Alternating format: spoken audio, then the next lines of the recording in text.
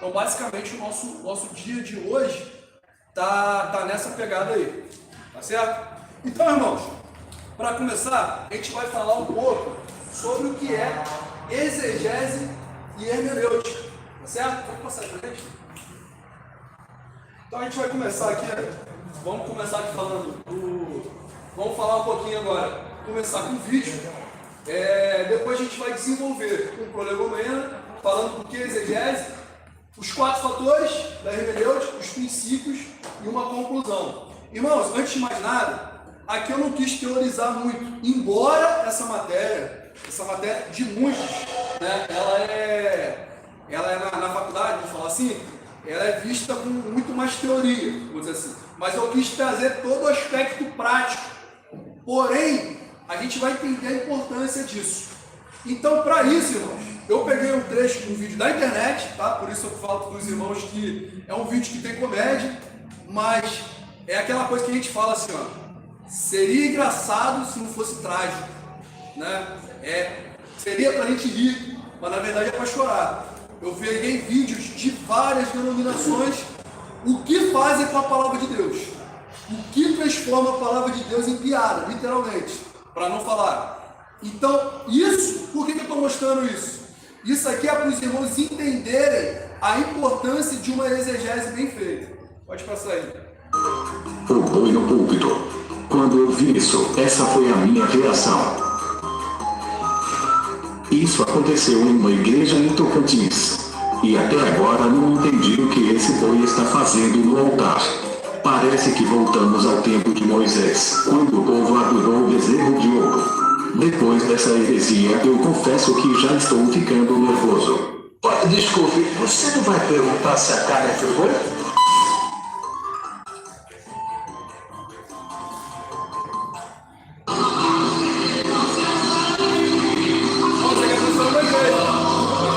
Eita, agora foi.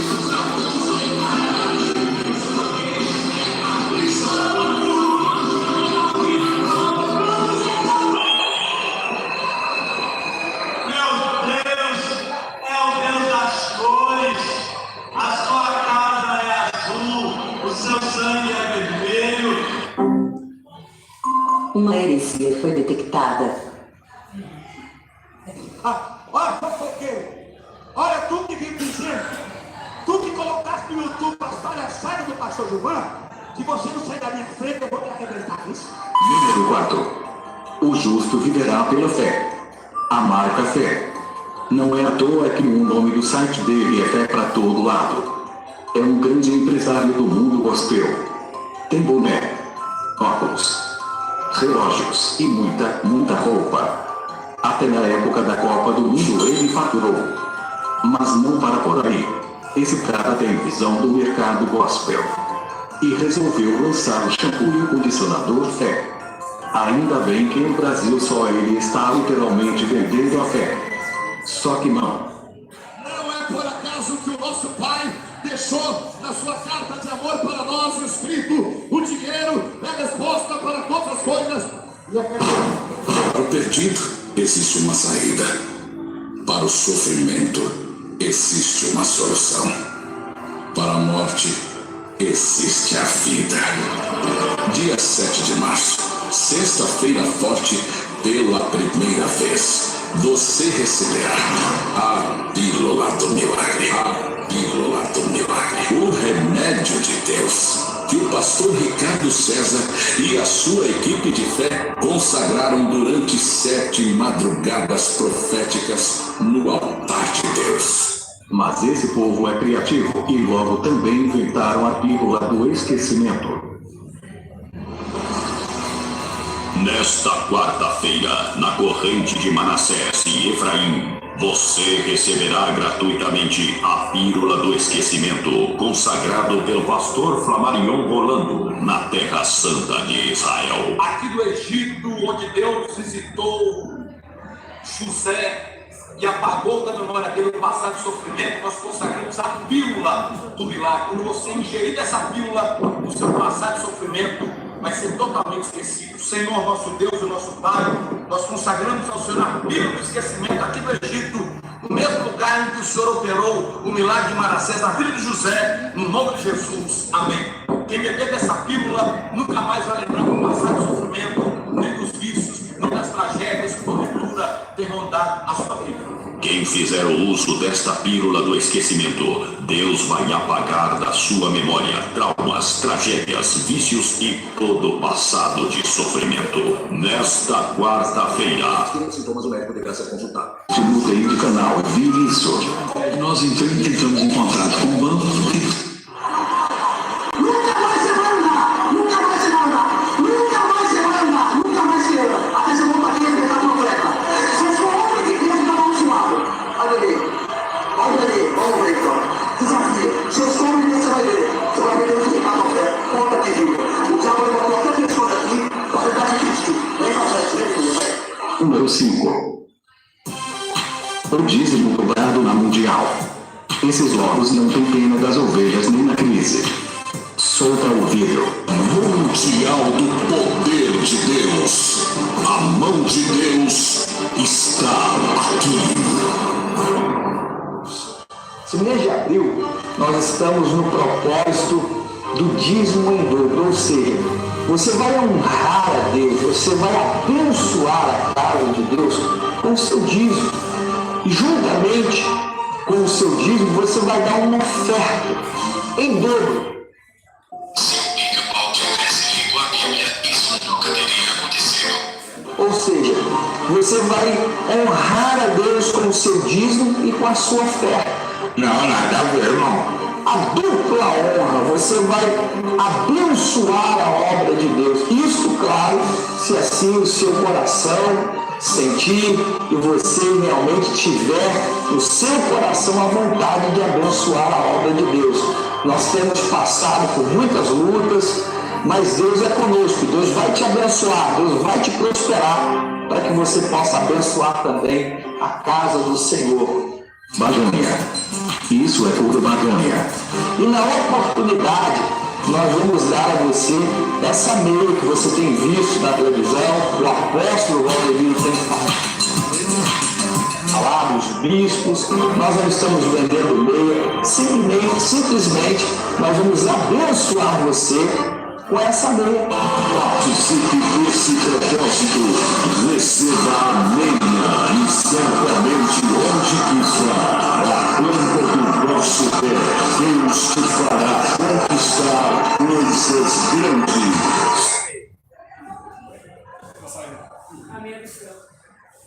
Então, irmãos, como a gente viu aí, como eu falei, né, parece engraçado, mas é trágico. É trágico ver isso usando a palavra de Deus para fazer literalmente comércio, né?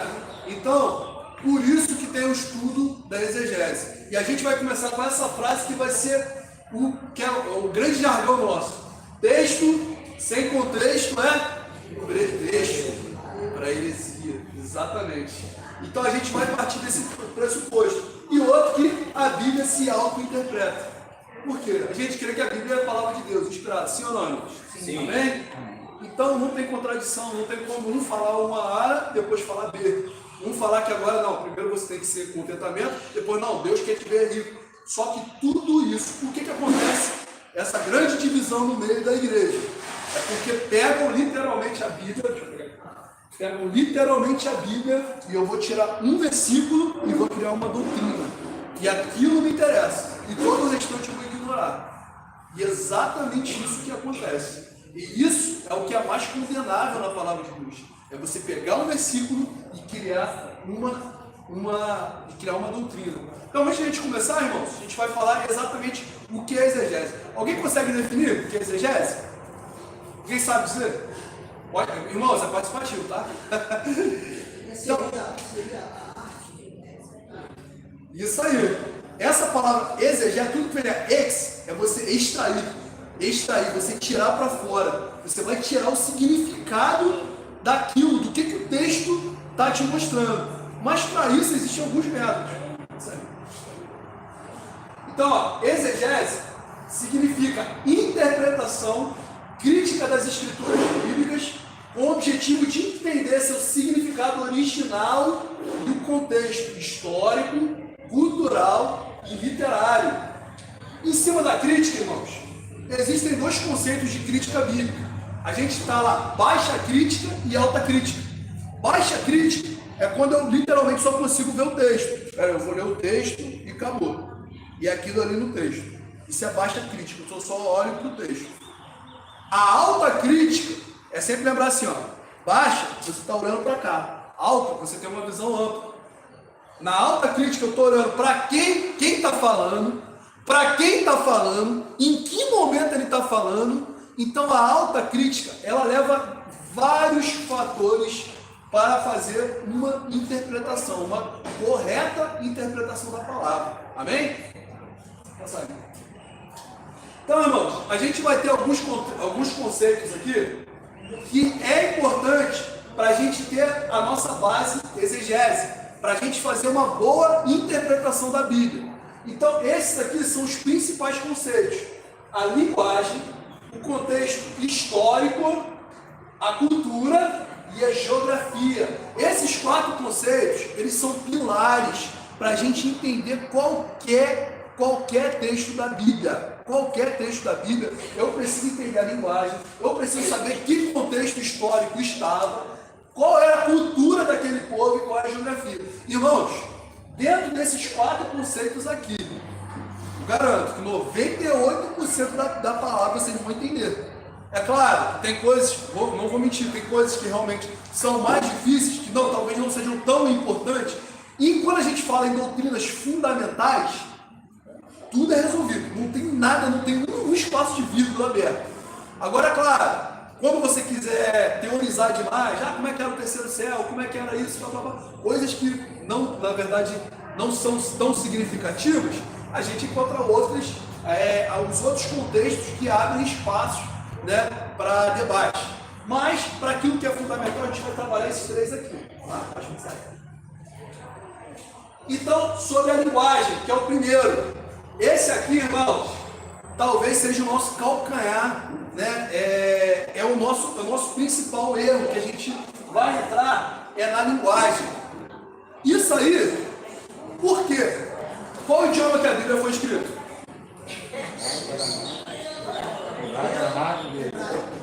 Hebraico, aramaico e grego. Então nós temos 3 idiomas. 3 idiomas. Só que esses idiomas que a Bíblia foi escrita, que é hebraico, aramaico e grego, eles são originais, porém, o hebraico que você vai ler hoje em Israel não é o mesmo hebraico da Bíblia. Não mesmo. Tanto que se você for fazer um curso de hebraico, você pega o hebraico da Bíblia hoje, o judeu mesmo, por exemplo, que não é religioso, que não lê, vai falar, caramba, totalmente diferente. Porque isso, irmãos, é um fenômeno linguístico que corre em qualquer língua. Nós mesmos falamos português. Vamos pegar um texto aí de 1920. Vai ter muita coisa que a gente não vai entender. Porque a linguagem muda. Por exemplo, quem pegou a época que a farmácia era escrito com PH, certo? Então era farmácia com PH. Você tinha ali voz mercê, né? Voz mercê falava que essa. Você pegar um jovem hoje, falar que para as crianças hoje, fala voz mercê, eu falo, o que tu tá falando? Tu tá falando o que é isso aí? Daí você tá falando o quê? Tá falando inglês? Tá falando dali? No tempo falava horológio.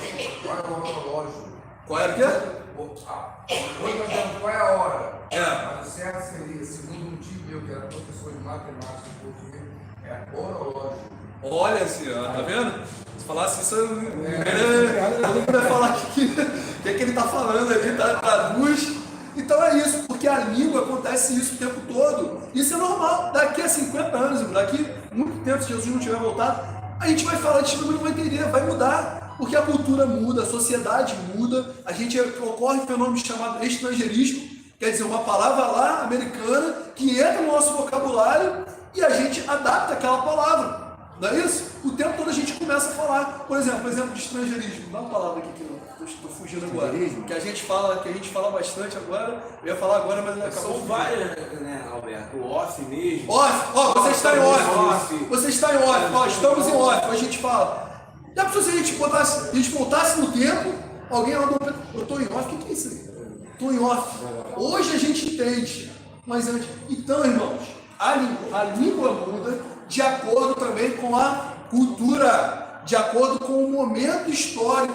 Então, o nosso desafio é entender, o autor está falando para aquela época, qual que é a linguagem que ele está utilizando e para quem que ele está utilizando e a forma com que ele está, para que a gente não entenda, porque se a gente fizer errado, a gente vai cair num anacronismo. O que é o anacronismo? É algo que era utilizado naquele contexto, mas não é utilizado mais. Então, Moisés voltasse para cá, voltasse agora, parecesse nada e sentasse aqui com a gente. A gente falou assim, ó, Moisés, a gente mandou no grupo aí, fizemos o zap e mandamos a localização para você chegar para cá. O que ele vai entender? Não vai entender nada.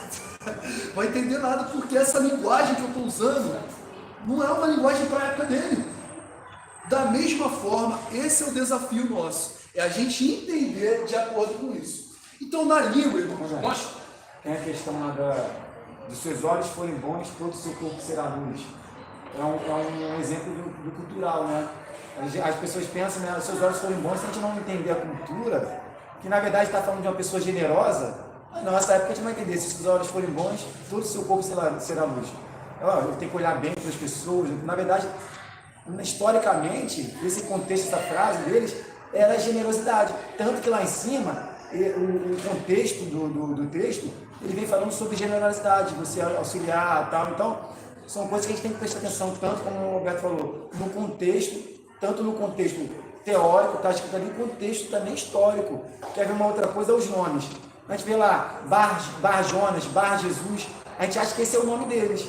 Mas Bar é filho de Jonas, filho de Barrabás. O nome dele não é Barrabás, é filho de Rabás. Ou seja, então, a gente por não conhecer, a gente acaba colocando na nossa mente, achando que aquilo que a gente acredita é verdade.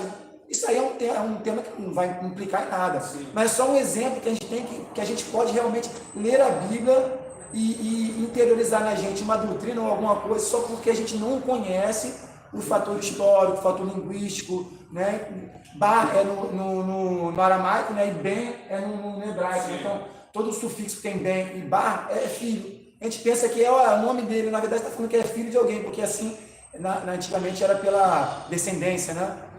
Isso aí. Então, como bem falou nosso irmão, a gente tem que entender também isso aqui, ó. A diferença entre denotação e conotação. Tá certo? A gente tem. Isso aí está no português, irmão. Está no português e a gente vai. O que seria um texto denotativo?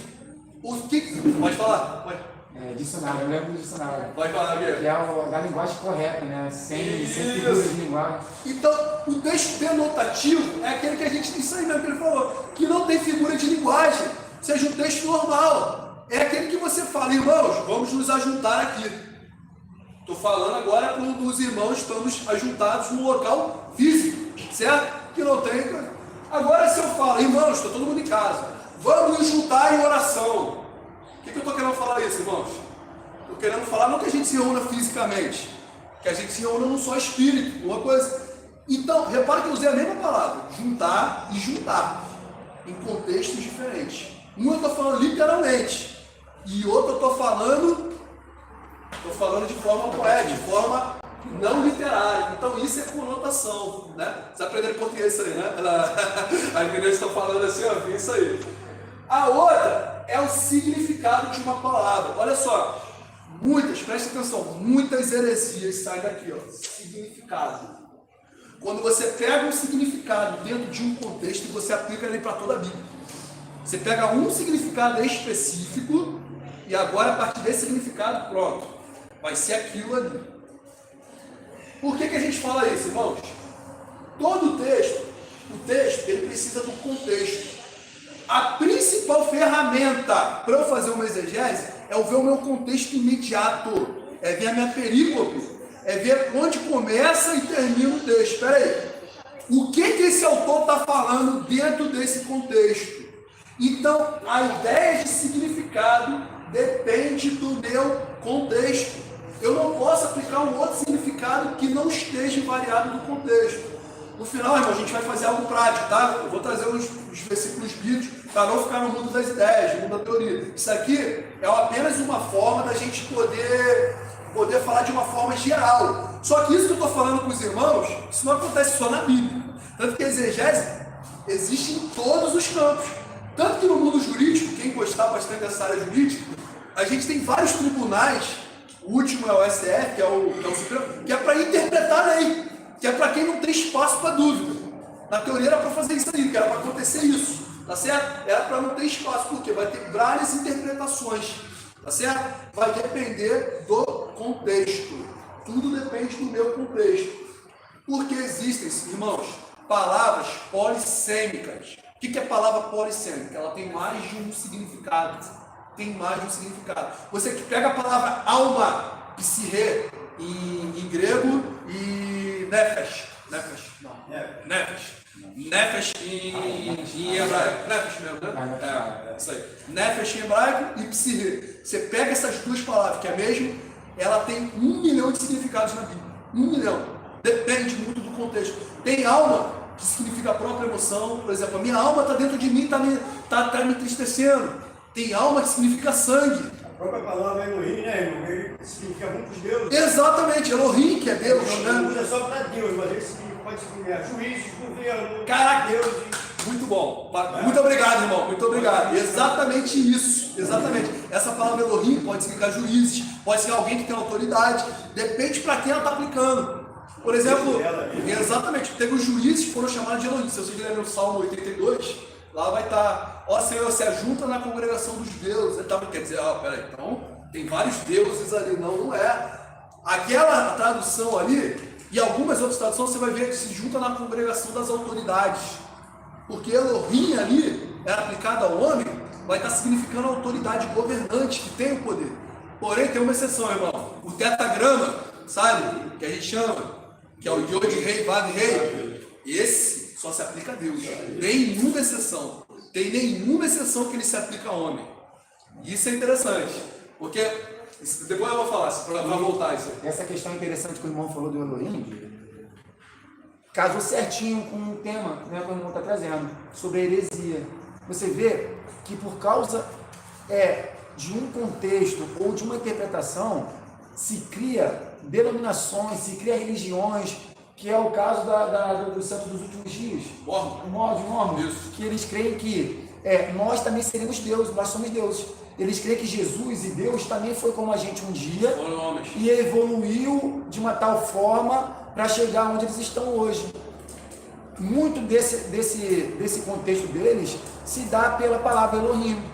Então você vê que por causa de uma questão, se a gente se debruçar em um versículo, a gente debruçar em uma palavra e achar que dali eu vou tirar toda uma doutrina para uma igreja, a gente acaba caindo no mesmo erro. Que a gente fala muito, né? Foi colocado aqui um vídeo maravilhoso para a gente exemplificar, né? Que tem um professor que me diz que tem várias formas de a gente entender. Tem a forma ali natural da explicação e tem aquela forma que dá um impacto. A comédia também dá um impacto na gente, acaba que a gente fica isso mais na cabeça. Mas a gente vê que a gente pode criar para nós mesmos uma denominação sem estar em uma denominação. Ah, não, eu saí do sistema, eu estou servindo ao Senhor, mas por causa da nossa vontade e querer, por causa da nossa forma de interpretar alguma coisa, no nosso meio, nós mesmos podemos criar para nós mesmos denominações. A gente fala muito isso na nossa congregação. Por quê? Irmãos, se você seguir 100% do Ubirajara, se você olhar 100% para o Ubirajara, você, sem medo de errar, irmão, você vai cair no erro. Porque eu sou falho, eu sou pecador, o homem enganoso, o coração do homem enganoso. Então, se você olhar para tudo que um homem fala, e se você olhar até mesmo para as escrituras sagradas, sem buscar dela a auto-interpretação, que como o irmão falou que a Bíblia se auto-interpreta, você pode cair numa heresia e ensinar toda uma congregação uma heresia. Olha como que aconteceu, por causa de uma palavra, por causa de um entendimento errado, coisas, né? Então isso é... Isso aí, muito bom a colocação dos irmãos. Então eu quero que os irmãos fixem bem, que a gente vai botando exemplos, que significado vai depender do texto e do contexto.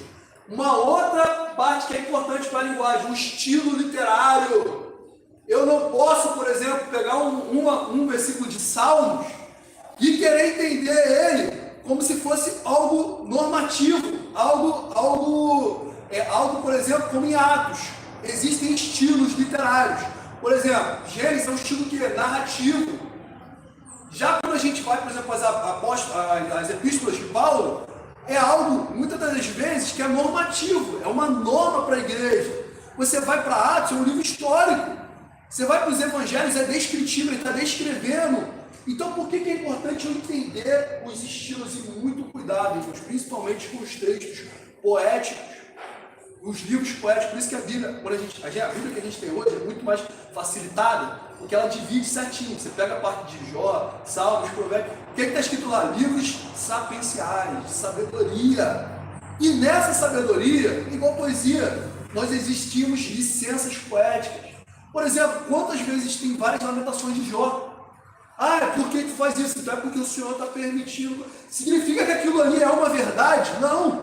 Significa que ali está escrito uma posição do autor. É a palavra de Deus, claro, porque está mostrando uma opinião que o autor estava sentindo. Mas se eu pegar aquilo ali, uma frase, às vezes errada, posta, e encarar isso como doutrina, vira heresia. Ou eu pegar uma frase isolada ali e aplicar no outro contexto, acabou. Eu mudo. Pode falar, irmão. Assim, irmão, quando o Senhor diz, eu sou a porta, quem entra por mim salvar-se-á. Sim. Tem que entender isso aí, porque senão...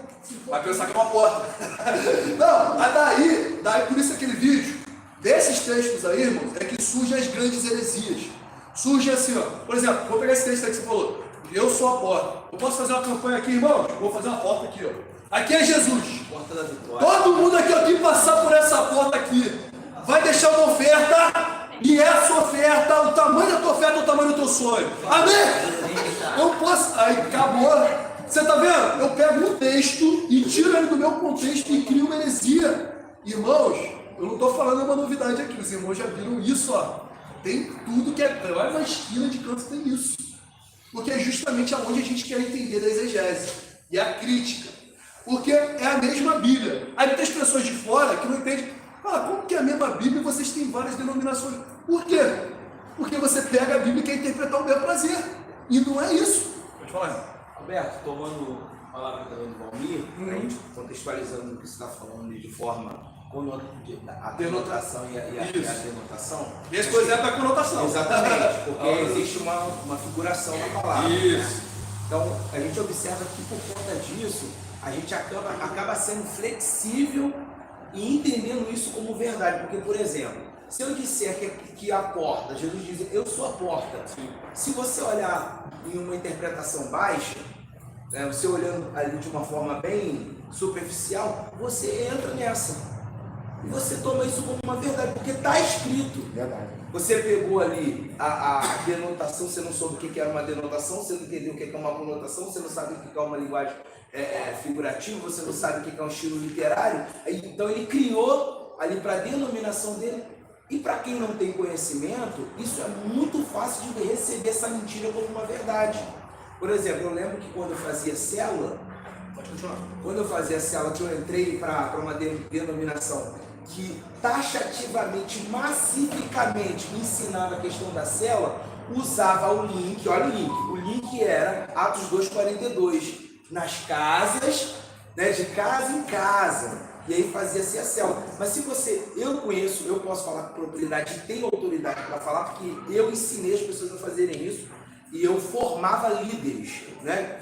Daqui a irmã Gleice aqui, alguns irmãos que participaram, eu formava líderes. E eu formei líderes e em 3 meses eu coloquei 40 pessoas dentro de um espaço rápido, mas de forma irresponsável, sem nenhum tipo de base bíblica, a despeito de que Atos 2,42, a igreja se reunia, aí eu faço célula, mas qual o objetivo dessa célula? É comunhão? É fazer número? É ter uma quantidade de pessoas a qualquer custo? Então você acaba, aí isso é sutil. Aí o cara vai para uma denominação de texto, não, pastor, mas isso é legal. É legal porque estão fazendo a obra e usam um versículo bíblico. Mas eu sei qual é a essência disso. Eu sei o que tem por detrás de tudo isso. E aí o cara acaba indo para esse caminho, né, e acha que, porque não tem o conhecimento, não, está tudo bem.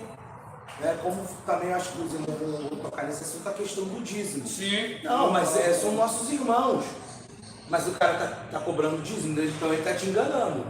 Eu não estou dizendo que o cara não vai ser salvo aqui, não. Mas se você está num lugar desse, onde o cara te cobra dízimo e você bate palma e você se reúne com essas pessoas, reafirmando, como eu disse pro meu filho faz uma malcriação. Mentira não entra no reino de Deus também. O meu filho faz uma malcriação, e simplesmente, parabéns. O que eu estou fazendo? Eu estou reafirmando um comportamento rebelde. Sim. Ele nunca vai entender que aquilo ali é errado. Eu participo daquilo que ele faz, eu mostro para ele que eu estou feliz com aquilo que ele faz. Então, essas sutilezas, esses enganos, irmão, o diabo, o inimigo das nossas almas, ele não está preocupado com quem está no mundo.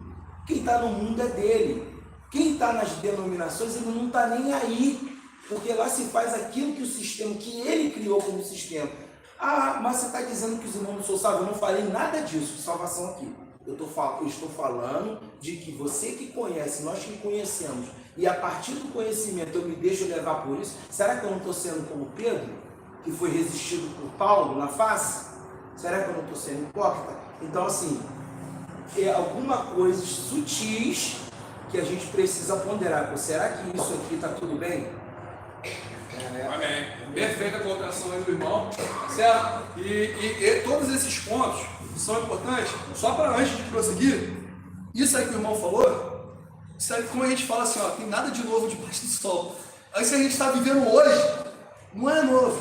Se existir na época dos apóstolos. Por isso o apóstolo Paulo fala em Efésios. Olha que vai falar e que posta muito bem. Ó. Aquele que desceu é o mesmo que subiu.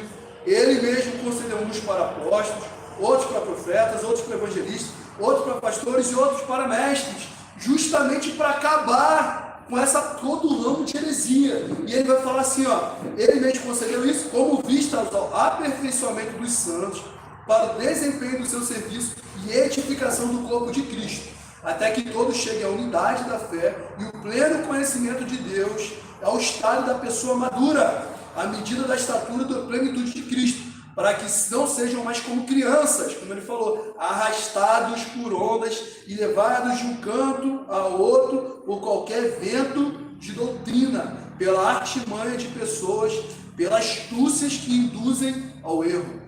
Amém? Então acho que o texto é bem claro, muito claro quanto a isso. Amém? Pode passar, irmão?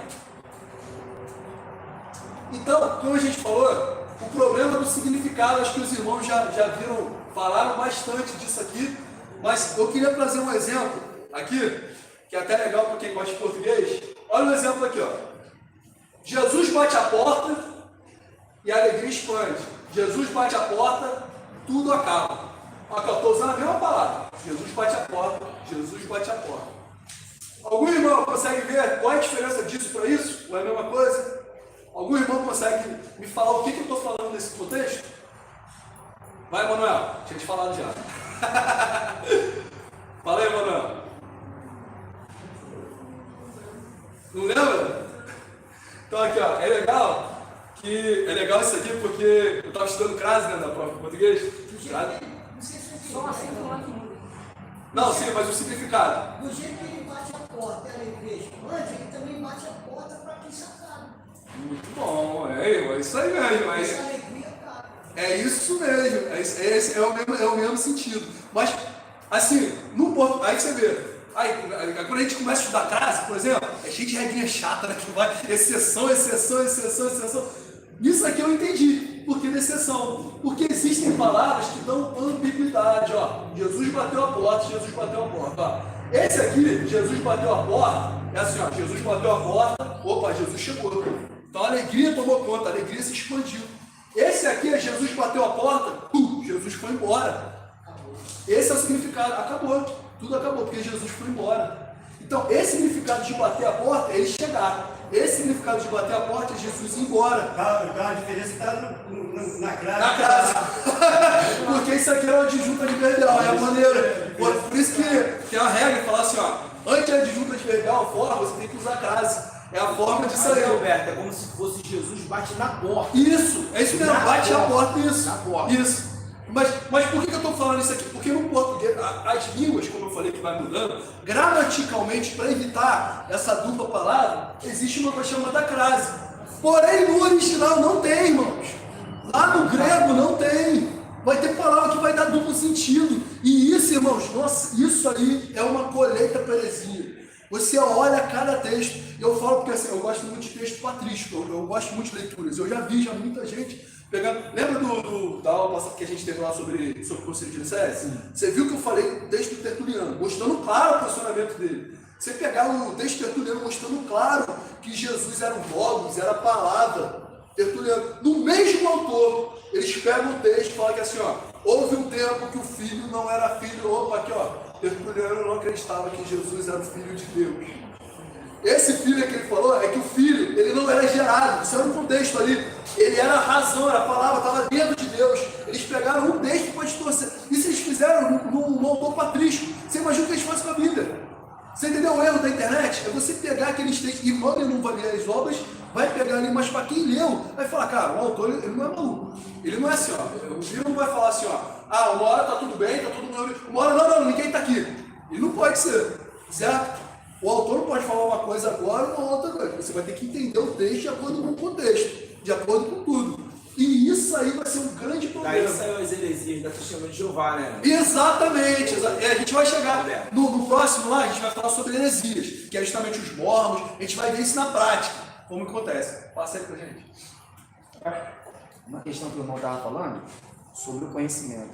Existe um erro muito grande dos servos, né? Aqueles que servem ao Senhor, de achar que não precisa ter conhecimento. Que o conhecimento é para o irmão que está ministrando, é para o pastor, é para o presbítero. Conhecimento é só para os irmãos, é para o mestre. Jesus falou que o seu povo perece por falta do conhecimento. Aí por isso a gente veio o culto, culto de libertação. Vai lá para orar, para expulsar. O culto de verdadeiro culto de libertação é o culto do conhecimento. É aqui agora, esse aqui é um culto de libertação. Conhecereis a verdade e Conhecereis a verdade e a verdade vos libertará. Só que por mais que as denominações, o sistema religioso, ou talvez nós mesmos, podemos fazer isso com nós mesmos, né? A gente usa a Bíblia como instrumento, mas a Bíblia não é instrumento. Nós somos instrumento. A Bíblia ela é viva, ela é o próprio Jesus. Ela não é um instrumento que a gente utiliza de qualquer forma que a gente quer. A Bíblia fala lá que ela é como uma espada, mas aquilo é uma comparação. Porque esses textos realmente eles cravam de uma tal forma que eles dividem tudo e qualquer sentimento, tudo e qualquer intenção, ele divide. Mas a Bíblia não é um instrumento que a gente pode manejar da forma que a gente quer. A gente precisa, todo mundo, claro, o Alberto falou dos dons, né? Claro que o Senhor levantou, para cada um deu um dom diferente. Né? Quando a gente fala do dom de evangelizar, do evangelista, não quer dizer que a gente não vai evangelizar. Só que no evangelista, esse dom é aflorado, ele tem essa questão superior na vida dele. Mas todos nós também temos a incumbência de evangelizar. Muito bom. Né? Então, assim, o conhecimento, o mestre ele vai ter um conhecimento elevado para passar para os irmãos, vai. Só que cada um de nós temos que ter o conhecimento bíblico. Cada um de nós temos que entender o que a Bíblia está falando. Porque a gente tem que deixar de perecer. A gente tem que deixar de ser levado em rodas de ventos de doutrina. Porque a gente pensa que não, tem que ser indouto. Né? Não, a gente vem para as denominações. Tem a denominação, isso é anotado notadamente, né? Não é explicitamente, mas é anotado. Tem denominação que ela é conhecida por ter pessoas que não são letradas. Tem outras denominações que são conhecidas por ser pessoas letradas. Geralmente os reformados, eles são mais conhecidos como pessoas letradas. Né? Geralmente os Espírito Santo, os pentecostais são conhecidos por pessoas iletradas, que tem ali a questão mesmo do roda, do lado, gritar, mas o conhecimento bíblico mesmo não tem.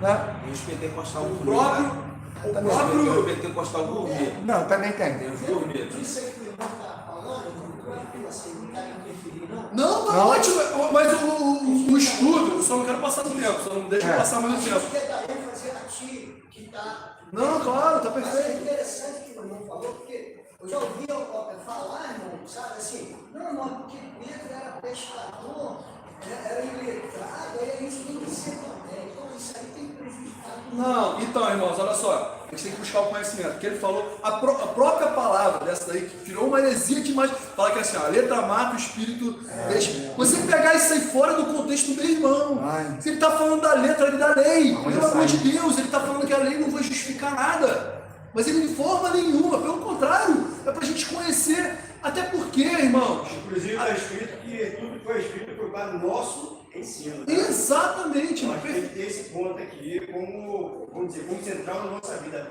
Tudo que está lá para o nosso ensino. Irmão, estou muito satisfeito aí que os irmãos estão tendo esse entendimento. Você que está em casa também está acompanhando no chat, quem tiver dúvida, tá? Pode mandar aí que os irmãos veem, porque a ideia aqui é a gente somar. A ideia é que a gente saia daqui entendendo o que é exegese. Eu estou vendo aqui algumas frases. Pode passar, irmão, pra gente.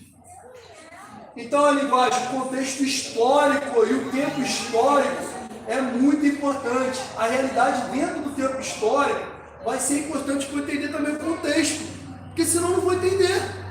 Por exemplo, vou pegar um exemplo aqui, ó. Paulo, quando ele vai, por exemplo, para Corinto, para Filipos, para Galácia, são realidades distintas. Aí eu vou ter que entender em que tempo Paulo estava.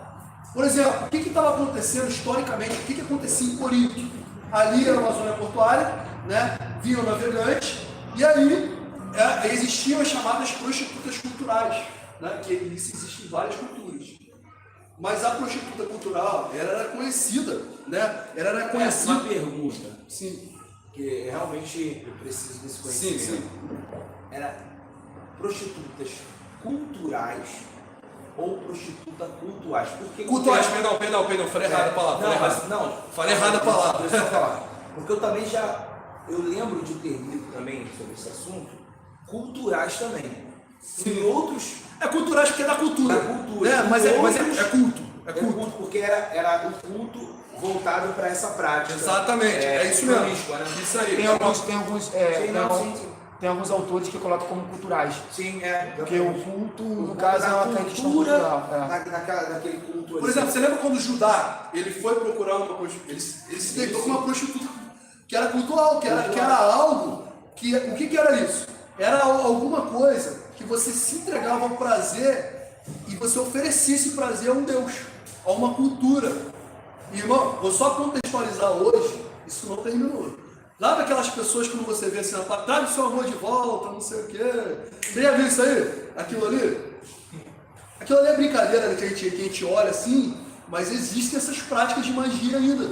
Que a pessoa oferece, porque existe uma coisa chamada, no meio cultista, chamada magia sexual. Que é justamente isso, você entregar aquela tua energia a isso. Por exemplo, Maria Padilha, que é o que oferece. Você oferece aquela forma de energia àquela entidade. Isso eu já vi acontecer, irmãos. Assim, não com amigos, mas conhecidos que vieram falar que tiveram essa experiência, se sentem fracos, não conseguem, não têm ânimo. Ou seja, isso é uma forma promíscua disso. Isso acontecia lá, por exemplo, em Corinto. E qual era a forma de você entender que uma mulher tinha? Era aquela mulher, por exemplo, que não tinha o seu cabelo longo, que tinha o cabelo raspado, era aquela mulher que estava consagrada. Por isso Paulo foi muito enfático. Naquela época, por exemplo, a questão do véu. Por isso tem muito na questão de Corinto. Era batia, porque era uma questão cultural para a época. Então, aquela época ali, naquele contexto, estava errada a mulher. Tanto é que Paulo não fala em mais carta nenhuma. Ele vai exemplificar. E o próprio texto com o contexto. Ou seja, eu analiso o texto dentro de um contexto cultural. Tá bem, irmão? Vamos continuar aí, pra gente ganhar tempo. Nesse finalzinho, lá nesse texto, ele fala assim, né? E o cabelo foi posto em lugar do véu. Sim. Por isso que as mulheres que não tinham e que eram dessa cultura, estavam ali com o cabelo raspado, ela ia ficar envergonhada. Então foi organizado para que todas as mulheres colocassem o véu, para que aquelas que estavam com o cabelo raspado, né, não ficassem envergonhadas no meio da congregação. Então, era natural. Mas se você tem um cabelo longo, alongado, né, o cabelo foi posto em lugar do véu. Então, há substituição. Sim, né? pode passar aí. Então, só está mostrando aqui, esse contexto cultural, lembra que eu botei esse slide? Que a Judéia, isso aqui foi na aula passada, mas eu queria mostrar que a Judéia, ela estava aqui, ó, entre Antioquia e entre Alexandria. Então, todo o contexto cultural que a gente absorve é da cultura helênica. A cultura helênica é a cultura grega. Por isso, Alexandre o Grande, ele conquistou isso aqui tudo. Tudo isso aqui. Isso facilitou muito porque Paulo, eu falei isso aí na aula passada, quer dizer, Paulo não precisou lá aprender uma língua e evangelizar um. Aprendeu uma língua e evangelizar outro. Paulo não precisou disso. Paulo fez o quê? Ele sabia tudo porque era o grego koiné. O que era o grego koiné? Como se fosse o inglês nosso. Então isso era muito tranquilo de poder ver. Ah, tá, obrigado. Obrigado. Pode deixar aqui. Então, o que acontecia? Esse era o grande koiné. Com isso, essa cultura helênica era escondida nessa parte da Judéia. Por isso nós temos o Novo Testamento em grego koiné. Passa aí. Então, o contexto histórico cultural. Por exemplo, Israel tinha uma monarquia centralizada em Jerusalém, capital religiosa, sociedade agrária, baseada em clãs. Religião era monoteísta, única religião, culto centralizado no templo com os sacerdotes dedicados. Isso aqui a gente vai entender muito quando a gente percebe, quando a gente vai começar, porque que é o tempo todo, oferece o Senhor com as primícias da tua criação, vai exprimindo e fala, peraí, então eu vou ter que plantar, vai entender qual era aquela cultura, para que ele estava direcionando aquele texto. Passa ali. No mundo greco-romano, tinha um sistema político imperial, com província administrada localmente, cultura urbana e cosmopolita, de influência helenista. Naquela época, tem uma diversidade religiosa, tem culto ao imperador, o cristianismo nasce como um movimento marginal. Então, são dois contextos que eu tenho que entender para entender o texto bíblico. Passa aí. Então, o contexto cultural, a cultura local, como a gente falou, por exemplo, de Corinto, a realidade cultural e o uso dos costumes. Pode passar aí. Só para não passar 10 minutos. Então, peraí. Realidade dentro da geografia temporal. Isso aqui é importante, irmão? Realidade dentro da geografia bíblica. Irmãos, tem uma coisa que a gente vai entender. Se eu perguntar cada um aqui, fizer uma cena aqui, não sei, alguém jogando bola, sem falar nada, alguém tocando, um ali, um aqui e outro aqui. E descreve para mim o que aconteceu. Um vai falar de um jeito, o outro vai falar de outro jeito, o outro vai falar. Nós estamos sob perspectivas diferentes, ângulos diferentes, mas no final a gente está falando a mesma coisa. Só que existem perspectivas diferentes, entenderam? Então eu preciso entender isso para eu poder entender, por exemplo, a geografia. Porque às vezes existem muitos críticos, entre aspas, que eles vão falar, aqui você está falando como Jesus andou sobre ali tá mar, mas na verdade era lago, e era lago mesmo. Ali não tinha mar, naquela posição. Mas por que ele fala? Porque ele está contextualizando algo que era da época. Isso não tem problema nenhum, porque a mensagem não se afeta. Vou perder minha salvação, eu não vou. Esse é um problema, né? Porque, assim, nós somos servos de Deus e entendemos que a palavra a palavra é o próprio Jesus, ela é inspirada por Deus, ela é santa. Aí, só que a gente, por querer defender o evangelho, a gente acaba, aí a pessoa vai querer debater. Tem gente que são letrados, tem pessoas letradas. Tanto que na Itália, na Europa, existe muito ateu, porque por causa dessas defesas errôneas, por exemplo, alguém vai falar pra gente assim, não, contém erros, a Bíblia contém erros escriturários. A Bíblia tem coisas escritas que estão errado. E você vai defender, não tem. Aí acaba que aquela pessoa, às vezes, que talvez tenha o potencial de se converter, por causa de achar que os servos de Deus são hipócritas, né? Ou defende algo cegamente, e nós não defendemos nada cegamente. Tanto que a Bíblia, ela coloca que nós temos que ter a nossa mente trabalhada, o nosso intelecto alimentado. Quando nós falamos dos dons espirituais, o que adianta você ter o dom de língua, de você sair, mas o teu intelecto, a tua mente não saiu também abençoada, com entendimento, né? Então, aí a gente quer defender. Ele acabou de falar algo lá é mar, aqui é... Mas são discussões bobas, né? Mas tem pessoas que discutem isso. A questão dos evangelhos. Tem evangelho que traz uma coisa, tem evangelho que não traz outra. Não é só isso. É porque o problema não é esse. O problema que eu quis trazer é para você também não criar doutrina em cima disso. Porque olha só, irmãos, olha só. Quando a gente fala da inspiração bíblica, o que a gente está falando? Que a Bíblia é inerrante, com certeza, em matéria salvífica, em matéria de doutrina, inerrância, não tem erro nenhum. Mas não que essa tradução não contém uma vírgula errada, não contém um número errado. Se você olhar lá em Êxodo, lá foram 70 que desceram, por lá em Atos tem 75. Você entendeu? Então, isso não quer dizer essa inerrância que a gente fala. O que isso vai afetar na minha salvação? Eu falo aqui, Alberto, que Israel vai ficar cativo 400 anos. E vai estar 430. E eu vou falar disso aí. Vai falar isso. Alberto, inclusive, todo polícia científica, né, a polícia que pesquisa crimes, ela usa o erro para definir se a veracidade dos fatos. Exato, poxa, perfeito. Por exemplo, isso mesmo. Eu pego 3 pessoas que observaram um fato.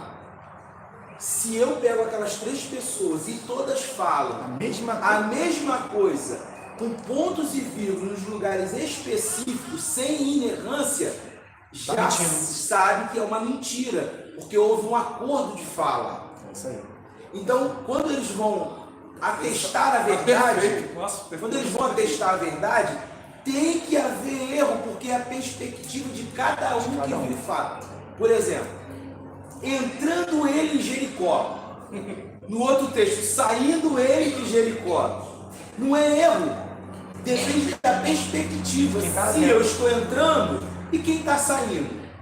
Então, existe essa questão da perspectiva dos fatos, que se fosse realmente todas iguais, haveria uma mentira. Aí como foi combinado. Tá perfeito. Não, tá perfeito. Ou, de onde ele está tirando, ele pode estar extraindo de uma fonte comum, que foi, por exemplo, não vou entrar nisso agora, mas em bibliologia, existe uma coisa ali, por exemplo, que dá para ver que Mateus e Lucas estão muito semelhantes com Marcos. Parece que eles beberam na fonte de Marcos, pegaram de Marcos e viram. Os escritores, eles bebem isso aí. Só que existem coisas ali que tem de Mateus e Lucas, está igualzinho, mas não está em Marcos. Então eles entendem que é uma fonte que, já viu, né? Da fonte Keller, que é a fonte Keller. Mas isso é bibliologia, que a gente estuda isso aí. Mas por que eu estou falando isso? Para a gente não criar doutrinas, por exemplo. Eu já vi isso. Por exemplo, existem textos poéticos, já viu lá? E eu vos enviarei dos 4 cantos da terra. Tá vendo isso aí, né? Opa! 4 cantos da terra? Então a terra é quadrada. Eu já vi o pessoal falando isso. 4 cantos da terra, não exemplificando o que é nos cantos dos continentes, e por causa disso vai falar o formato da terra, vai falar, irmãos, vamos lá. Você pode acreditar da forma que você quiser, mas não usa a Bíblia para isso. Para tentar definir coisas que é poética, para fazer algo estranho, algo da geografia. Você está entendendo, irmãos? Então, para o cuidado da gente não criar, e principalmente criar doutrina. Porque a Bíblia foi inspirada, não foi ditada. Exatamente, ela foi inspirada. Que é a diferença de eu falar, Deus chegar no ouvido que é o que a gente Moisés, de Paulo, ó, é assim, assim, assim, não. Deus inspirou a Paulo, inspirou os apóstolos, para que eles se escrevessem aquilo. Então, tipo assim, se você vê Joel está muito falando sobre a terra, por quê? Porque ele trabalhava nisso. Aí ele teve uma pergunta aqui do Juan, eu posso ser julgado sobre um texto que algumas traduções falham. Tá, olha só, sobre a tradução. Tem uma pergunta aqui sobre tradução da Bíblia. Eu não entendi muito bem a pergunta. Não, ele está falando se ele pode ser julgado, porque se ele julgar essas várias traduções e ele falar que tem alguma coisa errada, entendeu? Tipo assim, julgar de acordo com as várias traduções. Olha só, existe uma coisa, aí já vai fugir um pouquinho aqui, é um pouquinho de teologia, mas que eu vou falar. Existem nos textos, por exemplo, no Novo Testamento tem 5.693 cópias. É o maior que tem, não tem literatura que tem. Por exemplo, Pitágoras, Platão, a gente tem dúvida se eles existiram, porque só tem 2 cópias, 3, 2. Quanto menor, você tem mais chance de erro. Vou acontecer em 5.000 e pouco, então você consegue comparar e atestar a veracidade disso. Só que ao mesmo tempo, existe uma coisa que a gente vai entender em crítica textual, que existem outras fontes. Por exemplo, sabe aquele número lá do Apocalipse? 666? Majoritariamente, quase todos os textos vão estar 666, mas tem as traduções, algumas outras cópias. Por que acontece? O que nós temos da Bíblia não são os originais, eles não chegaram para a gente. O texto que Paulo escreveu e tudo não tem. Que a gente vai ter cópias mais antigas. E as cópias mais antigas, que a gente vai ter ali, são, por exemplo, peraí, fugiu agora. A mais antiga que tem o cânon. Existem vários cânones. O cânon, por exemplo, Vaticano, cânon Alexandrino. Existem várias, isso a gente chama copta. Isso são variantes textuais. Então são várias variantes. Por exegeta, para ele afirmar, para a exegese, ele vai afirmar se tudo estiver certinho. Se não estiver certinho, fala, existe variante textual. Quando você pega aquele texto de João, que é muito bonito, por exemplo, aquele da mulher, olha, que ela vai ser apedrejada, e ela vai falar, Mulher, nenhum vê. Se vocês verem na Bíblia de vocês, algumas Bíblias estão entre colchetes. Se você olhar na Bíblia de vocês, vai estar entre colchetes. Porque esse texto não consta em todas as cópias. Tem cópia que não tem. Então, tem quando você vê a Bíblia assim, entre colchetes, entre a Bíblia. Só que, por exemplo, se aquele fato aconteceu ou não aconteceu, isso muda alguma coisa na nossa fé? Por exemplo, esse fato, em nada, em nada. O que a gente vai falar é o seguinte, em questão de salvífica, em questão de doutrina, não vai mudar em nada. Agora, existem variantes textuais. 666, tem traduções pequenas, minoritárias, que vai estar 616. O número é 616, não é 666. Então, existem essas variações textuais. Por quê?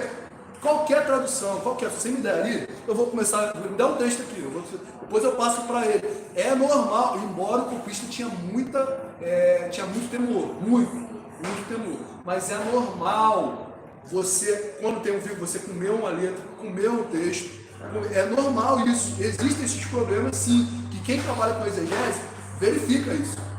Por exemplo, o papiro. Sabe quando você pega o papel e apaga? O papiro era caro. Existia isso muito, de você pegar o texto e sair. Às vezes tinha uma coisa que ficava por cima daquilo ali. E parece que é um texto copiado ou não. Entenderam, irmãos? Então, assim, existe isso aí. Então, o que o irmão está falando ali, ó, é que a questão ali, e você pode ser julgado por uma tradução ou não, em questão salvífica não vai mudar em nada.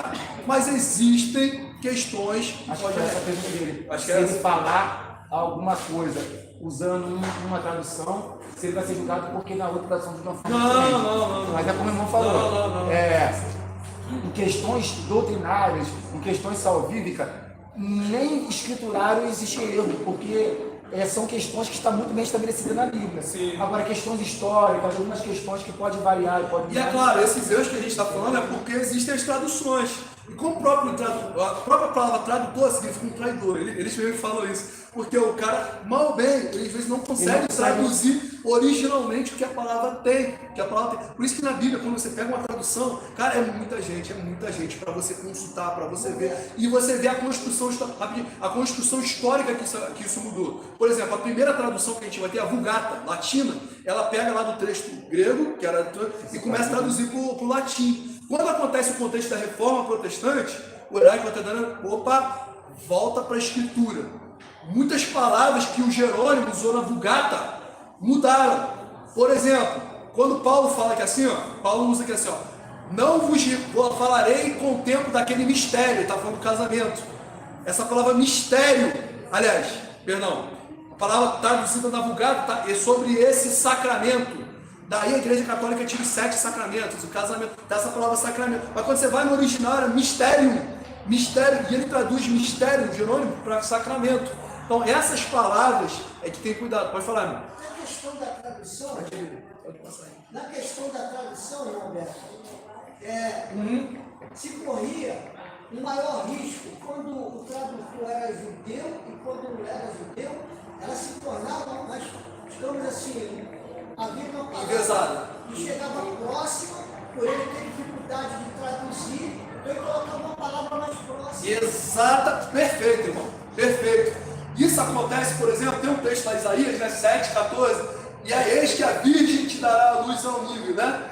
Essa palavra virgem, na Bíblia Septuaginta, no grego, está realmente virgem. No hebraico, que ela foi traduzida, foi tirada do hebraico, ela vai estar em hebraico, alma, que é donzela, isso mesmo, esse sentido de donzela. Só que se o contexto grego é diferente do hebraico. No contexto grego, donzela pode ser qualquer um. Como eu falei que tem no mundo grego, tinha prostituição cultural, por exemplo, que era algo que tinha da donzela também, que era considerado. Então, para o grego, como que ele vai traduzir por donzela ali? Então, ele bota uma palavra virgem, porque donzela lá no hebraico, ele vai entender que é uma virgem, que é alguém que ainda não se deitou com um homem, que não teve contato. Aquilo ali para o mundo hebraico é uma coisa, para o mundo grego não. Para o mundo grego você precisa dessa palavra, virgem, entendeu? Então, ele foi no sentido exato, até o contexto ele consegue entender. Isso os judeus ortodoxos, por exemplo, vão tentar criticar a gente com isso. Tá? Inclusive, Alberto, que é uma problemática que, em relação a esse tema, é que a falta das vogais no aramaico, né, no caso, no hebraico também, E essa questão de você ter que escrever da direita para a esquerda acabava tendo uma certa dificuldade em relação a essa questão que o. Como a gente está falando. Levantou. Esses contextos, esses são problemáticos, realmente, com o autor desse vídeo. Então, isso aí para os irmãos saberem que isso. Só que, por exemplo, isso tudo que eu estou falando para os irmãos, é que isso tudo não é desculpa para a gente fazer, até porque o essencial não muda em nada. A essência da coisa não muda em nada. Como eu falo assim, Não é para o irmão Valmir, por causa de uma vírgula, não é isso? isso aí, o irmão Valmir me chamou para jogar bola. O irmão me chamou para bater uma pelada. Cara, eu tenho que entender que ele está falando a mesma coisa comigo, de forma diferente, estão me chamando para a mesma coisa. E se eu não tiver esse contexto e procurar, aí eu vou cair com o erro chamado uma desculpa para heresia do outro lado, igual a isso, me chamando para uma pelada, olha que coisa pesada. Ah, verdade. Me chamando para uma pelada. Misericórdia, irmão. Aí, tá me chamando para quê? Que loucura. Não, que loucura. Mas pra gente é tão natural, me chamando para uma pelada, o quê? Jogar um futebol.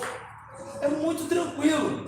Agora, se você pega alguém que está fora da nossa cultura e o cara escuta, olha como é que isso soa, desculpa a expressão, o nosso português soa sensualizado, entendeu? Libidinoso, por não ter, a pessoa não fazer parte do. Por isso da mudança, donzela para virgem, o irmão falou. Exatamente. Aí as pessoas querem discutir porque mudou, transformou um negócio, não, porque a história, o contexto histórico não permitia colocar aquela palavra.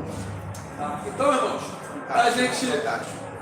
Nossa, tá dando para entender todo mundo? De verdade? Alguém tá com alguma dúvida, colocação, quiser que eu melhore? Estou correndo um pouquinho só por causa do tempo, só para não.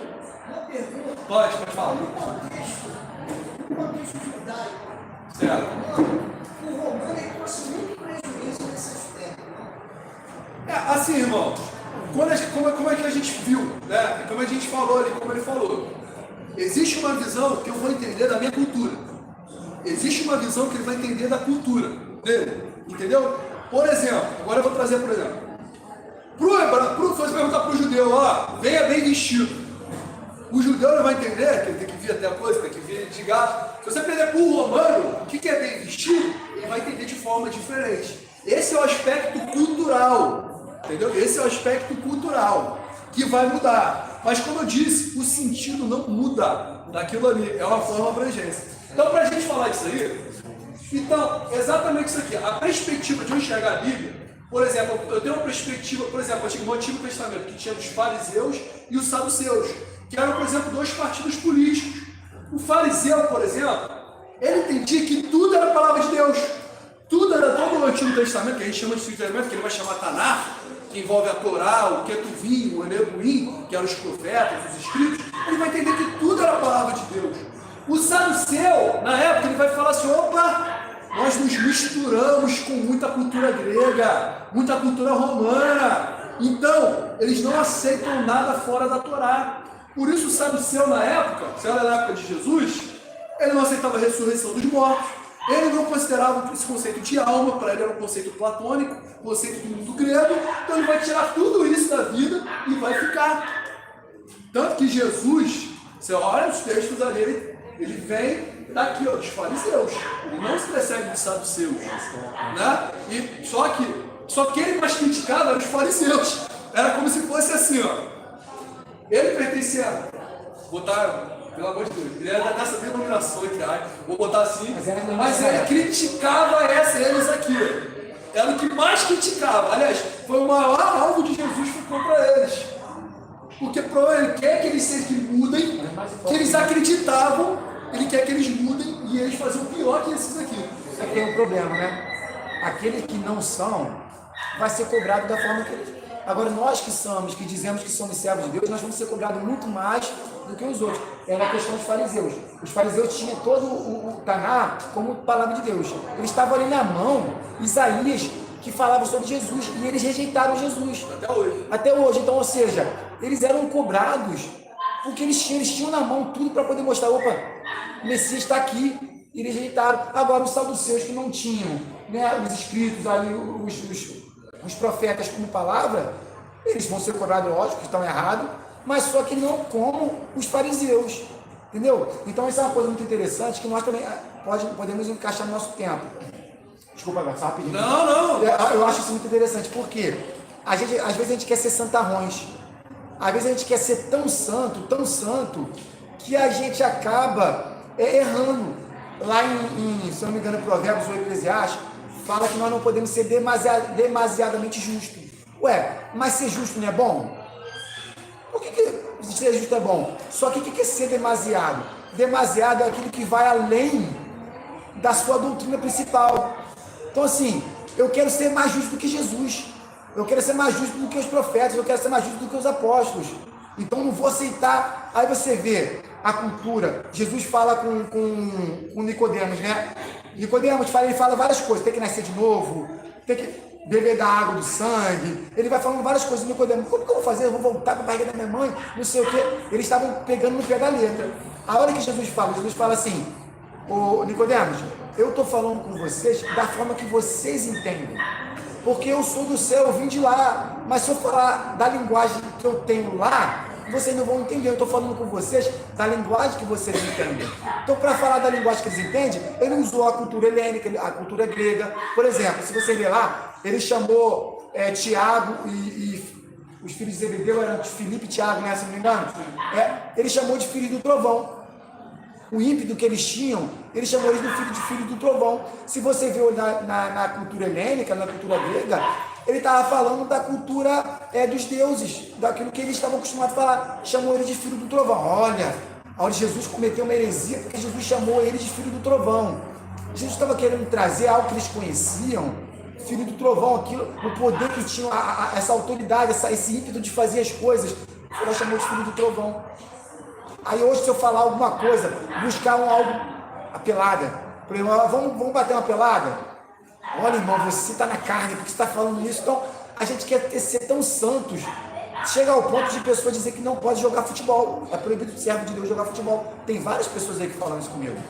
Várias denominações que é proibido jogar futebol. Os fiéis daquela denominação não podem jogar futebol. Então, a gente quer ser demasiadamente justo.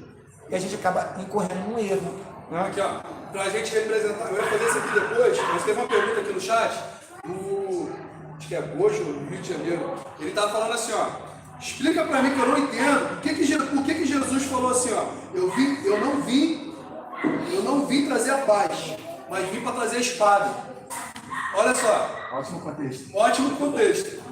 Por que Jesus fala isso? Ele está falando em Mateus 10:34. Se você pegar esse tema, vai falar, opa, peraí, guerra. Jesus veio trazer guerra? Então o que Jesus quer trazer a guerra? Veio, é o que? Jesus muçulmano, né? Agora, olha só como que é importante o contexto. Se a gente abrir lá em Mateus 10, onde começa com o contexto? Mateus 10:26. Presta atenção, vou. 10:26. Olha o que acontece. Se quiserem abrir a Bíblia, abre Mateus 10:26. 10:26, para a gente começar a entender. Eu já vou fazer uma contextualização. 10:26. Mateus 10, para a gente responder aqui no hoje, Rio de Janeiro. Enquanto isso, irmãos, quando vocês vão achando aqui, só para eu poder passar aqui, o que acontece? Toda a nossa Bíblia, toda o Taná, o Antigo Testamento, para nós cristãos, qual é o nosso ponto de interpretação? Cristo. Eu vou enxergar Cristo desde Gênesis. Eu vou enxergar que aquilo que Abraão sacrificou, que ia sacrificar, que Isaac, tudo apontava para Cristo. Eu vou entender a Bíblia como centro de Cristo. Cristo é o cabeça da igreja, certo? Então, essa perspectiva... É a fonte da hermenêutica, no caso, né? A fonte da hermenêutica, isso aí, para nós cristãos é a fonte da hermenêutica. Qual o texto que o irmão falou? É Mateus 10:26. 10:26. O que ele está perguntando, irmãos, está em 10:34, mas eu preciso que os irmãos abram em 10:26 primeiro, para a gente analisar. Todos encontraram, irmãos? Vamos estar respondendo aqui, ó. Peraí, a Tela também está perguntando aqui, ó. Mas isso também não dá margem a várias diversas interpretações. Então, olha só, é isso aqui que a gente quer falar. Lembra aqui que a gente falou, irmãos? Texto sem contexto. Vamos falar igual? Texto sem contexto é pretexto para heresia. Se eu pegar esse texto isolado, Jesus veio trazer a espada, e não, se eu pegar só ele, eu posso fazer o que eu quiser. Posso falar, irmãos, agora, vamos ordinário Marte, bora lá, vamos atacar lá, vamos acabar com todo mundo. Vamos levantar aqui agora. Opa, tá escrito. É isso que eles queriam. Só queriam a próxima. e vou pegar.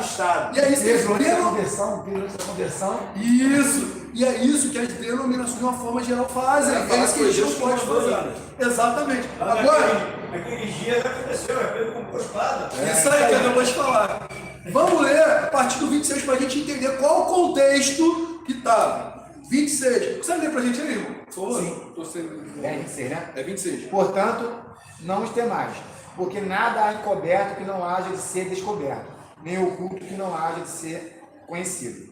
O que vos digo às Escrituras, dizei-os às claras, e o que escutais ao ouvido, dos eirados pregai. E não temais o que matam o corpo, e não podem matar a alma. Temei antes aquele que pode fazer perecer no inferno, tanto a alma como o corpo. Olha só, peraí, solta aí. Jesus está falando para a gente não ter medo de falar a palavra. Confere? Sim. A gente está falando nos cursos, falem a clara. Falem a clara. Não tenham medo de falar. Não temam quem pode matar teu corpo, porque eles não podem matar tua alma. Não podem matar, mas antes temam a Deus, que podem perecer no inferno, teu corpo é a tua alma. Então ele está falando num contexto de temor, que eu não tenho que ter medo de nada. Amém? Tá aí? Amém. Vamos continuar. Continua, irmão. Não venham. Isso, no 29. 29, né? Não se vendem 2 passarinhos por um asse, e nenhum deles cairá em terra sem a vontade de vosso Pai. E até mesmo os cabelos da vossa cabeça estão todos contados. Não tem mais, pois mais valeis vós do que muitos passarinhos. Irmãos, o tempo todo Jesus está falando o quê? Qual é a palavra-chave aqui? Não temas. Não tenha medo. É que ele passivo, né? Ou seja, tudo está no controle de Deus. Nada eu tenho que temer. Ou seja, eu tenho que pregar. Se o pessoal vai me receber com pedrada, se vai me receber com alegria, eu não preciso o quê? Temer. Até aí todo mundo. Amém. Estamos juntos? Vamos lá, continuando 32. Portanto, todo aquele que me confessar diante dos homens, também eu o confessarei diante de meu Pai, que está nos céus. Mas qualquer que me negar diante dos homens, também eu negarei diante do meu Pai, que está nos céus.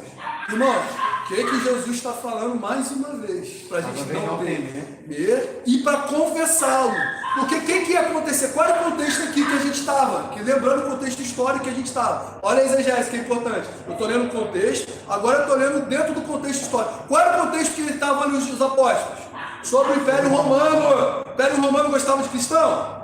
Iria gostar de cristão? Judeu iria gostar de cristão? O que eles iriam fazer com os cristãos? Nada. Morte. Porque eu posso muito bem pregar. Jesus pegou, irmão Johnny, vai lá e prega que nada vai acontecer contigo. Sabe por quê? Eu não vou permitir que a espada venha. Eu não vou permitir. Só que Jesus está falando isso? Ele fala que vai te trazer paz para você, que eu vou te inundar de paz. Não. Ele está falando para você não temer. Que tudo está no controle de Deus. Porém, ele está mandando você ir para você confessar. E agora vai. Não pensem que eu vim trazer a paz à terra. Não vim trazer a paz, mas a espada. Por quê? Olha o texto. Por que texto? Por causa da divisão entre o homem e seu pai, entre a filha e a sua mãe, entre a nora e a sogra. Assim, os inimigos de uma pessoa serão da sua própria casa. O que quer dizer isso, irmãos? Dentro desse próprio contexto que eu não tenho que temer. Porque quando eu falo a palavra de Deus, e o meu pai é judeu, o meu pai é romano, o meu pai vai querer me matar, o meu pai vai querer ficar contra mim, a minha mãe vai querer me expulsar, porque ela está de desacordo, porque agora eu não estou da mesma opinião que ela, eu não estou debaixo da mesma cultura, agora eu rompi. Aí qual é o meu passo? Ou eu vou seguir, eu vou abandonar, vou negar Jesus e vou seguir minha mãe, porque senão eu vou ser morto. Mas Jesus está falando que a palavra de Deus vai causar essa divisão. Vai causar essa divisão porque as pessoas não querem receber o Evangelho, trazendo para o nosso dia. Quando a gente sai da denominação e se aponta, quantas pessoas, entre aspas, põem espada na nossa cabeça, põem divisões, trazendo alusões. Agora eu estou trazendo um significado. Isso que é o papel da homilética, você trazer o significado do texto para um outro contexto, o contexto atual. Porque aquele outro contexto era contexto de morte física. Hoje, no Brasil, ainda pelo menos, Ainda não pegamos esse ponto de morte física, mas chegamos à morte que é o ostracismo que eu vou falar. Por isso Jesus falou. Acho que você vai falar sobre isso, trazendo para o universo no contexto de outro texto, a gente pode ver João 17, quando Jesus faz a sua última oração na terra. Né? Aí ele fala, Pai, por causa da tua palavra, o mundo não os conhecereis e o mundo os odiará. Então a gente vê, a igreja primitiva, ela veio numa batida dessa do mundo odiando. Quando que o mundo deixou de odiar a igreja? Quando na verdade, quando eu vou falar isso, mano, não é que a igreja deixou de ser igreja, não, a igreja sempre foi igreja. Mas a falsa igreja, que se misturou com o Estado, deixou de ser realmente a palavra pura e genuína, se misturou com os intentos do mundo, né? E agora passou a ser aceita. Nós ainda estamos nesse contexto. Nós ainda estamos... A influência de Roma, que agora não é mais política, mas agora é religiosa pela Igreja Católica, ainda é influenciada por nós. Hoje nós estamos aqui, principalmente aqui, porque ainda nós estamos nessa influência que a igreja é aceita no mundo, mas a igreja na verdade não é aceita. Será que a gente conseguia fazer essa reunião aqui agora, num galpão de uma qualquer outra denominação para falar isso que nós estamos falando aqui? Não seríamos aceitos. Então nós estamos sendo perseguidos. Nós somos perseguidos. Não no contexto de morte, por enquanto, porque não pode. Por enquanto não. Né? Por causa da influência católica. Porque a nossa Constituição, a Constituição de vários países, a influência é católica. A influência tem lá falando sobre Bíblia, tem lá falando sobre a família, tem essa influência ainda. Mas nós somos perseguidos. Nós somos. Mas eu queria essa pergunta só. Esse texto aqui ficou respondido? Por que Jesus ficou? Alguém ficou com alguma dúvida? O irmão aí, ó, que fez a pergunta. Claro, mas tá tranquilo, irmão? Só queria só... Isso quer dizer que, se pregar o Evangelho, Jesus não está prometendo chato com bolsa. Exatamente isso. Exatamente. Isso aí mesmo. Irmãos, essa é a importância da exegese. Eu não vou me estender muito. Essa é a importância. É você ler o texto com o contexto imediato, fazendo alusão. Imagine o mapa. Você está lendo aqui, daqui a pouco você vai ler aqui. Aí você vai mesmo autor. Peraí, o que ele está falando? E aí você vai ver agora qual o contexto cultural da época. Entenderam, irmão? A importância dessa leitura. Porque senão você cria heresia. E pior, e vou mostrar para os irmãos na próxima aula que a gente vai falar de heresia, de onde cresce a heresia, que a gente vai ver na prática isso, o quanto que isso destrói família. Eu vou mostrar o ostracismo, que é como a gente falou, hoje não tem debola, mas o ostracismo é o que mais tem, a gente vai ver isso aí, tá? Então, só para terminar aqui, eu ia falar que nesse conceito a gente tem dois tipos de métodos principais. Em Alexandria, a gente tinha, em Alexandria, e no contexto grego e latino. Então você tinha um método literal, que você lia literalmente o que está escrito, e um método alegórico.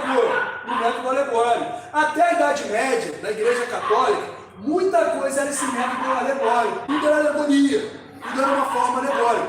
Com o advento da Reforma Protestante, é que a gente começou a ler a Bíblia. Não, peraí. É mediante a fé. Não é meios de graça, é o meio de graça para alcançar a fé. Aí começou a voltar de volta. Mas lembrando que tudo isso precisa de um equilíbrio. Eu não posso ler tudo de forma simbólica, tudo é simbolismo. Não tem nada disso. Nada é pecado, nada. E também não posso ler tudo e ver um Apocalipse, por exemplo. Ler tudo, vai sair uma besta ali que tem 7 livros. E ler tudo. Irmãos, texto com contexto. É hermenêutico, é assim, ó. Gênero literário com gênero literário. Texto poético com texto poético. Texto narrativo com texto narrativo. Texto normativo com texto normativo. Eu não posso misturar as coisas. Se eu misturar, vai dar problema. Vai, passa aí. Tá, aí, isso tudo eu falei de exegese. E o que era hermenêutica? Hermenêutica é quando eu vou juntar tudo isso. Eu vou juntar tudo, o contexto histórico, o livro, e vou poder fazer uma correta interpretação. Pode passar aí, irmão. Então, aqui, ó. Eu vou pregar o sentido pretendido do autor. O intérprete deve buscar o significado que o autor tentou intencionar comunicar. Então tem a tua audiência original, a mensagem tinha relevância e eficácia dos primeiros leitores, como entender o seu contexto no propósito original do texto, e o que é uma ponte hermenêutica? É eu extrair daquele texto algo que serve para os nossos dias. que é o que a gente faz com a pregação. Então, na nossa pregação, a gente realmente, como a gente foi falar, a gente não está no contexto romano, não estamos sobre, mas a perseguição acontece de forma diferente. E o que eu faço na minha ponte hermenêutica? Eu extraio aquilo que é a mensagem principal para a igreja ou para os meus ouvintes. Amém, irmãos? Todo mundo conseguiu entender? Passar para trás, gente. Então, existem vários fundamentos, como a gente falou, a literalidade, a intenção do autor e o gênero literário. Cada gênero literário possui a sua própria regra interpretativa. Então, esses princípios de interpretação, irmãos, eu não vou falar todos esses princípios, porque aí já é mais teologia. Tem o princípio do contexto histórico, o princípio do histórico narrativo. Tem um, que é o que é usado pela academia, fora da gente, que é usado o método histórico crítico. O que é isso? Eu vou entender a Bíblia e nada tem verdade. Porque a gente, como eu falei com vocês, a gente parte do pressuposto que Deus existe, que Cristo é o autor da fé, então toda a Bíblia eu vou chegar como Cristo. Isaías 53, quando ele falou, eu vou chegar a Cristo, que de fato é. Agora, o método histórico crítico, que é o que eu não trouxe para cá, da gente, é o meio que o acadêmico vai usar, o historiador, ele vai partir do que aquilo não é verdade. Então, daí vai partir o Jesus histórico, e aquilo que foi inventado, ele não vai acreditar em milagre, lógico, ele não vai partir que houve milagre, mas ele vai partir que aconteceu ou não aquele fato, certo? Por que eu estou falando isso aí? Porque isso é uma matéria acadêmica, isso aqui não é só nosso, passa aí. A arqueologia, ela ajuda muito nisso. Com certeza, arqueologia bíblica, sim. Então, aí que tá. Por que eu falei desse método histórico crítico? Eles vão partir do princípio, por exemplo, que os não achados bíblicos, que aquilo era mentira. Esse é o princípio que sai. Por exemplo, Davi, o rei Davi, até muito pouco tempo atrás, pouco tempo mesmo, acho que até a década de 90, 95, ele era uma lenda, ele era um mito. Era alguém que foi inventado. Por quê? Não tinha achado arqueológico nenhum dele. E é difícil realmente achar do da antiguidade. Foi achado tudo de Davi recente. Foi em 95, 94, que foi achado. Ela falou, opa, não, agora mudamos nossa opinião. E eles, não, mas eles não tem problema nenhum, eles falam. A gente, vai partir, o pressuposto é o seguinte, da método histórico crítico. Eu só acredito, eu só acredito vendo. Então, se você não me provar isso aqui, eu vou partir do pressuposto que aquilo é mentira e que aquilo foi inventado, entendeu? É um método acadêmico. Por isso que você vai ver uns professores usando a Bíblia de forma acadêmica, falando do Jesus histórico, que existiu, mas não foi esse homem, não foi, entendeu? E aquilo tudo foi desenvolvido pela teologia, porque ele vai partir de pressuposto. Para ele, Jesus não ressuscitou. Ele morreu, isso foi uma história inventada, porque ele vai partir desses pressupostos. Ele vai usar também a arqueologia para isso. Daniel é outro exemplo. Tem gente que pega lá o último rei da Babilônia, né, que a gente vai... Foi pouco tempo também que foi achado que aquele filho dele não era um filho regente, que estava no poder, que era um outro rei, ele estava regente, e ele estava regente, por isso que ele era considerado o último rei. Só que isso é recente. O próprio túmulo de Pilatos, que era uma figura muito importante, porque assim, ó, na história antiga, era só aquelas figuras muito importantes que eram lembradas. Quem não era tão relevante, né? Jesus naquela época, que era Jesus, que ele estava encarnado, que ele estava vivo, que eu quero falar, não falando que ele não ressuscitou, mas vivo, eu estou dizendo com os apóstolos, que ele estava ali pregando, para o contexto histórico da época não era importante, era um pescador de quinta categoria, vamos dizer assim, para aquela época não era importante para ele. Que historiador ele documentar ele? Ninguém. Só depois foi falado. O imperador, supostamente, era mais importante do que o próprio Cristo, que ele estava... Para os historiadores locais, sim. No entanto, que ninguém registrou. Muito embora, Alberto... Não, é só para... Acho que é o último. Muito embora, se não houver alguém que falou isso, eu ouvi, acredito que é bom pregar, muito embora, se não houvesse a fé, nós não teríamos a ciência. Claro. Porque a ciência, na verdade, ela luta para poder entender a fé. Sim. Então a fé é bem antes da ciência. Sim, então claro. Por isso que a passos lentos acaba que a ciência vai corroborando com a nossa fé. E aos passos lentos vai acabar coincidindo. Porque às vezes não vai. Porque a ciência trabalha o seguinte, que Deus não existe porque eu não posso vê-lo, não posso prová-lo. Então ele vai tentar toda uma explicação naturalista, explicação de forma a coisa. Porque eu não tenho prova concreta. Se eu não consigo trabalhar, eu não vou trabalhar. É isso que separa basicamente ali, que vai fazer outras teorias disso. Isso que faz essa ruptura. Mas no final, por exemplo, tudo vai convergir. É daí que nasce o ateísmo. Sim. Não, na verdade, sim. Não só daí. Existem vários ateísmos que não são ateísmos, são revoltas. São revoltas com a religião e as pessoas confundem religião com Deus. Exatamente. Né? Que é a maioria. Mas existe sim. Existe esse fato, por exemplo, de você começar a ser crítico de tudo e querer mostrar, por exemplo, esse exemplo que a gente mostrou dentro da Bíblia, assim, de vida, que é tudo inventado. Muitos teólogos, Valmir, eles se tornaram ateístas por conta dessas questões. E alguns professores de universidade, faculdade, né, o criticarem tanto, passam a ser, e muitos deles às vezes foi criado no lar cristão. Irmão, assim, eu sem querer entrar nisso aí, isso vai muito também, e a gente tem que botar, a essência é muito espiritual. Sim. Por que eu falo isso aí? Eu fiz história também, Quando estava iniciando, tive um professor de história fantástico, muito bom. Mas eu dou glória a Deus, que eu tive experiência real com Deus.